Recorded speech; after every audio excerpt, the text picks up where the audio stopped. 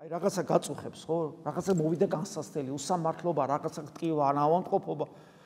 იცოდე, რომ ეს არ არის შემთხვევით მოსული. იმიტომ მოვიდა, რომ განიკურნო ეგოიზმისგან, ანგარებისგან, უსიყვარულობისგან, ცხოველობისგან, დემონური სულისკვეთებისგან და შენი კურნება იცით რატო ხდება?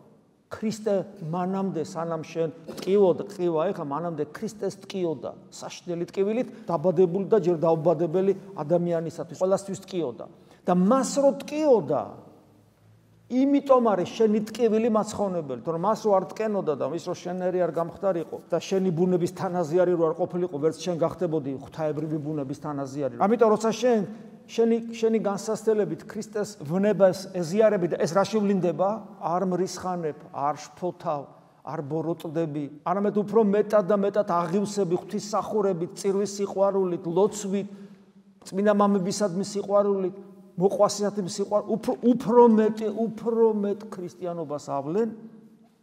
ეს არის ქრისტეს ვნებათა თანაზიარი ხდები.